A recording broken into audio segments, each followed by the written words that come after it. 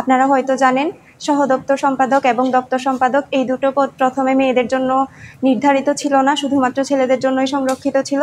পরবর্তীতে বিভিন্ন দাবি এবং প্রতিবাদের মুখে এটা মেয়েদের জন্য উন্মুক্ত করা হয়। তখন আমি ডিসিশন নিয়ে যে সহদপ্তর সম্পাদকে নির্বাচন করব। এক্ষেত্রে গতকাল দেখলাম যে আমাদেরকে নানাভাবে স্লাট শেমিং এবং সাইবার বুলিং করা হচ্ছে, যার প্রতিবাদে আজকে এখানে আসা। এই ধরনের স্লাট শেমিং এবং সাইবার বুলিং এর কারণে আসলে আপনারা দেখবেন যে চাকসুতে নারী প্রতিদ্বন্দ্বী অনেক বেশি কম, যারা হচ্ছে বিভিন্ন ধরনের মেয়েরা, এমনিতে বাংলাদেশের মেয়েদেরকে দেখা যায় যে নানাভাবে নানা ধরনের হেনস্থা করা হয় অনলাইনে। এগুলোর কারণেও দেখা যায় যে মেয়েরা খুব বেশি বের হয়ে আসতে চায় না, তাদের মতামতগুলো পাবলিকলি প্রকাশ করতে চায় না, এই ভয়ে যে তাদেরকে কি না কি বলা হয়। এখনো আমাদের ব্যাপারে অকথ্য ভাষায় কথা বলা হয়েছে, যেগুলো আসলে কাউকে বলার মতো না। আমরা এগুলো প্রমাণসহ জমা দিয়েছি এখানে। আমি চাই এগুলার প্রতিকার হোক, নারীদের জন্য নিরাপদ হোক, এই ক্যাম্পাস নিরাপদ হোক নারীদের জন্য এবং বাংলাদেশ নিরাপদ।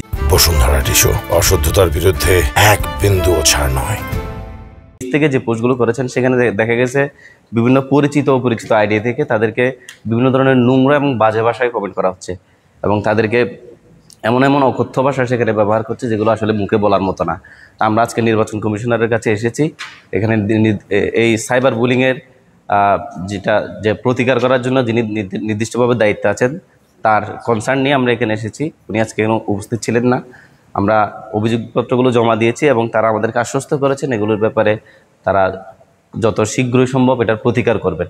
তবে আমরা জানিয়ে রাখতে চাচ্ছি যে আমরা ছাত্র শিবির সব সময় এ ধরনের সাইবার বুলিং, নারীদের হ্যারাসমেন্ট, এ ধরনের নোংরা ভাষায় মন্তব্য করা এগুলোর বিপক্ষে ছিল সবসময় এবং এগুলোর বিরুদ্ধে সবসময় কথা বলে গেছে এবং বলে যাবে। তারই একটি অংশ হিসেবে আজকে আমাদের প্রতিবাদ স্বরূপ এখানে আসা এবং এটার প্রতিকার চাওয়া। কারণ আজকে আমাদের প্যানেলের নারীদেরকে এভাবে করে মন্তব্য করছে, আরেকদিন আর অন্য প্যানেলের করবে। আমরা চাই না কোনো নারীরা এ ধরনের হেনস্থার শিকার হোক।